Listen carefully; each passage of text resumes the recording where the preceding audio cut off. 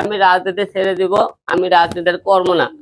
অনেকেই আমাকে অনেক রকম কথা বলতেছেন, অনেকে গালি দিচ্ছেন, আমি দালালি করতেছে। আমি ভাই আপনার কাছে ডাকতেছি, আমি জীবনে রাজনীতি করবো না। কারণ আমি কষ্ট করে কামাই করে মানুষের পাশে দাঁড়াইছি, আমার এটা অপরাধ। আমি 70 কথা বলছি অপরাধ। আমাকে মারধর করে একে একে 4 বার মার কাটছে, ঢাকা 70 আসন মার কাটছে, কুত্তর লাগান আমাকে মার। আমার অপরাধটা কে ছিল? আমি অপরাধ কি করছে? বিএনপি মামলা করছি। বিএনপির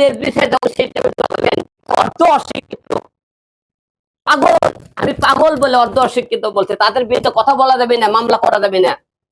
আমি করছি সেটা আমাকে অপরাধ হয়েছিল।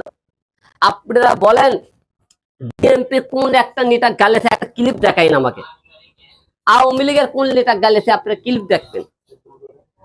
তাহলে আপনারা এই জিনিসটা বলবেন আমি কোন, আমার অপরাধটা কোন জায়গা। তাই আপনাদের সবাইকে বলতেছি, আমি মানুষ আজ থেকে হিরো বন্যার মধ্যে মানুষ যাতে বন্যার মধ্যে হিরোল মানুষ আর দাঁড়াবি না। আমার সামনে কেউ মারা গেলে আমি সাইড থেকে দেখবো। কারণ কি জানেন, আমাকে যতবার মারছেন বিএনপি সেনকে যতক্ষণ মারছে পুলিশ ছিল, ওটি পুলিশ কিন্তু উপর থেকে আমাকে মারামারি দেখছে। ওটি আদালতের পাওনে নিচে পক্ষে 400-500 লোক দাঁড়িয়ে দাঁড়িয়ে দেখছে। যে দেশে 8-10 জন ছেলে পেলে আমাকে মানুষ আগ্রহতে আসে না, সেই দেশে মানুষের জন্য আর উপকার করার দরকার নাই। আমার রক্ত কামড়ের টাকা নিয়ে মানুষের বিমানের পাশে দাঁড়ানোর দরকার নাই। আমি দাঁড়াতে চাই না কারো বিদ্যার, কেউ মরেও আমি আর দেখবো না আমার সামনে। কারণ কি জানেন, এখন আমার মরে গেলে আমার পরিবার একটু ভাত পাবে না, আমার বৌসল না খেয়ে থাকবে। তাহলে আমি তাদেরকে দেখবো, মানুষ কেন প্রতিবাদ করার দরকার নাই। কারণ এই রাজনীতি একতরফা। যখন আপনি বিএনপি ক্ষমতায়, বিএনপি রাজত্ব, আওয়ামী লীগ ক্ষমতায়, রাজত্ব ক্ষমতায় জনসাধারণের কোনো মূল্য নাই, আমরা মূল্য পাইনি, ভবিষ্যতে পাবো না। এই জন্য আজকে বললাম আপনাকে ডাকছে, আমি এই রাজনীতি ছেড়ে দিলাম। মানুষ অসহায় মানুষের পাশে দাঁড়া ছেড়ে দিলাম। অন্যায় করলে প্রতিবাদ হিরোল মাছ থেকে বুবু হয়ে যাবে, কথা বলবে না। বিএনপির লোকেরা অন্যায় করলে কেউ নাই।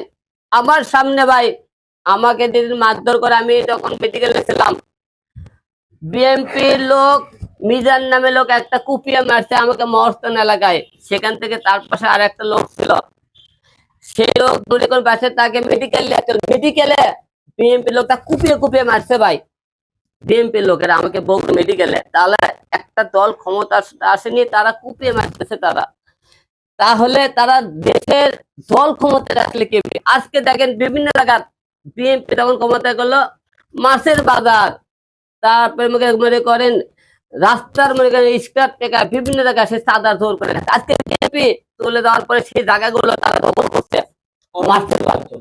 আওয়ামী লীগ চলে যাওয়ার পরে, আওয়ামী লীগ চলে যাওয়ার পরে বিএনপি সেই আমাকে মাছের বাজার, ফুটপাতের জায়গা, তার যে বিল্ডিং ছিল মুখে সে দেশ স্বাধীন হচ্ছে কোন জায়গা? তাহলে আমি যে আসতেছে আমাদের দেশে, আপনি এই জায়গাটা গত 5 তারিখে হওয়ার পরে, আন্দোলন হওয়ার পরে থেকে সারা বাংলাদেশে লুটপাট চিন্তায় সব বিএনপি লোক করতে থাকতো। অনেক জায়গা আওয়ামী লীগের লোক আমি দেখি, অনেক জায়গা বিএনপির সাথে আওয়ামী লীগের যোগ দিয়ে গেছে তাদের পিঠ পাঠানোর জন্য, তাদেরকে বাঁচানোর জন্য। তাহলে আমরা কোন জায়গাতে আছি ভাই? আমরা পৃথিবীতে বাংলাদেশের স্বাধীন কোথায় হতে পারছে? আমরা স্বাধীন হতে পারি।